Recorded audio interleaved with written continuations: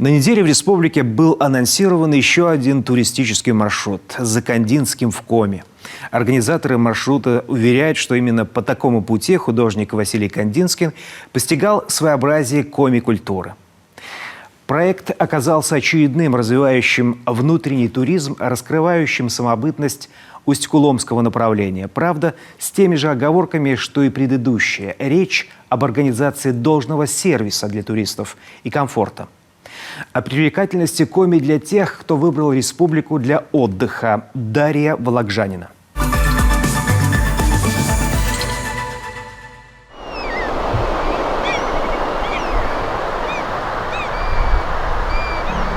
Не зря республику называют кладом несметных богатств. Не только земными недрами богат наш край, но и исключительной живописной природой, рельефами и, конечно, национальным колоритом. Отсюда и большой спектр туристических направлений. Впрочем, пока для Коми больше характерен экстремальный туризм. Речные сплавы по Печоре и Мизени, подъемы по скалистым Уральским горам. В 2022 году республику посетили более 300 тысяч туристов. Самые популярные направления, неудивительно, Троицко-Печорск, Юг-2, Мань-Пупунер и высшая точка Уральских гор – Народная. В целом мы видим, конечно же, с одной стороны, падение количества иностранных туристов, но их и не так было много в целом от общего количества туристов в республику. Мы видим немножко, как меняется динамика по регионам, которые нас посещают, в том числе традиционно был большой поток с соседних территорий Архангельской области, это число продолжает расти. Ну и, конечно же, Москва, Петербург, Ленинградская, Московская области также меняются друг с другом.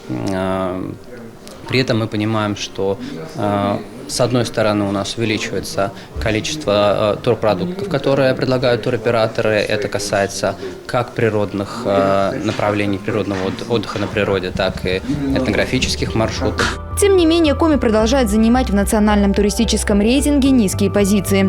Согласно статистике, которую подвели по итогам прошлого года, республика лишь на 64-й строчке. Всего их 85. Возможно, причина таится в слабом уровне сервиса, а может быть в малой информированности и плохой рекламе наших турпродуктов, которых с каждым годом, как уверяют в профильном министерстве, становится все больше. У нас появились новая техника появилась, новые маршруты появились.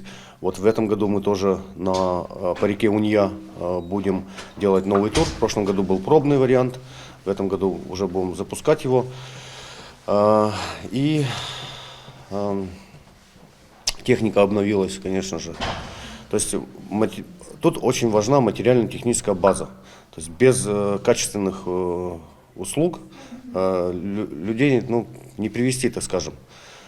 Рекламу мы даже сейчас пока еще не даем, поскольку все-таки еще есть какие-то моменты, которые надо отшлифовать в турах. Рынок туризма постоянно меняется, за ним нужно успевать. Прежде всего, надо переходить от стандартных решений к уникальным. Например, разрабатывать собственные маршруты и сотрудничать с частными гидами. Один из региональных туроператоров, который в основном предлагал природный и экстремальный туризм, нашел в Коми ту самую изюминку – национальные праздники. Спрос новый тур вызвал большой. В этом году мы организовали выезд на Усть-Сылимскую горку.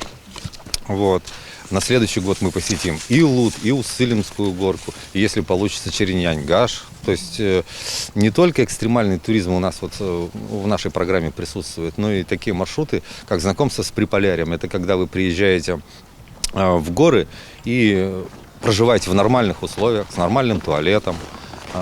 И в течение дня совершаете прогулки к каким-то интересным местам близлежащим. Это и водопады, и горные озера, и ущелья. Это очень пользуется популярностью туристов, когда не надо работать, пахать, как-то рисковать. Но это все коммерция. Такие, можно сказать, комфортные туры стоят недешево. К себестоимости маршрута добавляется сервис и расходы туроператора. И вот уже конечная цена, которая оказывается по карману далеко не каждому жителю нашей бескрайней родины. Вот и получается, что поехать чартером на берег Турецкий для многих предпочтительнее вовсе не из-за особой любви к нему, а исключительно из соображений экономии. Увидеть же родной Мань-Пупунер позволить себе может далеко не каждый житель республики. Что уж говорить говорить о потенциальных туристах из других регионов. Конечно, есть альтернатива – добираться дикарем. Это в разы дешевле. На счету Александра Попова, тренера по спортивному ориентированию, около полусотни таких походов. Водит группы на Приполярный Урал. Если 2 человека, это будет дороже. Если там человек 15 соберется, это будет уже дешевле. Например, тысяч сейчас, я думаю, 18-15, я думаю, можно сходить на дней 10 на Приполярный Урал, пеший поход. Это вот что туда входит? Это будет проезд на ЖД, проезд на Вахтовке от Инты до гор, и питание, медикаменты, хознужды, практически все. Еще нахождение в национальном парке. То есть, все расходы, которые будут у вас на маршруте. Но не только горами славится республика. Буквально на днях презентовали новый туристический маршрут за Кандинским в Коми. Теперь наш регион туристы могут увидеть глазами знаменитого русского художника 20 века. За несколько дней туристы побывают в 3 районах – Сыктывдинском, Карткировском и Усть-Куломском, в местах которых вдохновляли Василия Кандинского. Программа интерактивная, и на санях с лошадьми прокатят, и шанишками наливными накормят. Кандинский увидел какую-то ту красоту, которую мы, по сути, не видим. Местные люди ходят и говорят: а что тут такого красивого?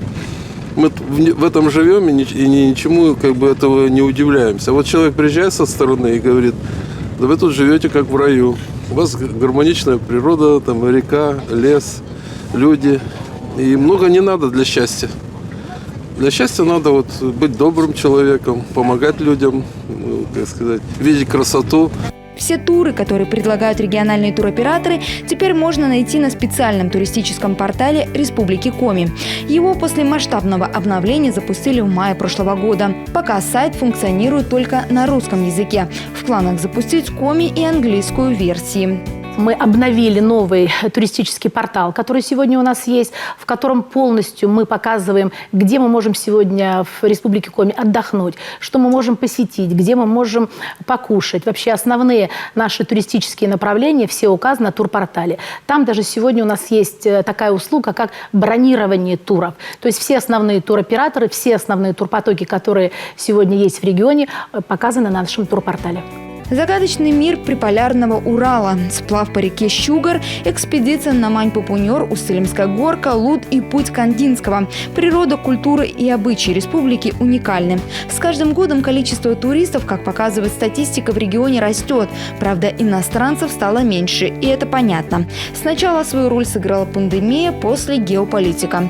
Ясно одно – в ближайшую перспективу ставку нужно делать именно на внутреннего потребителя.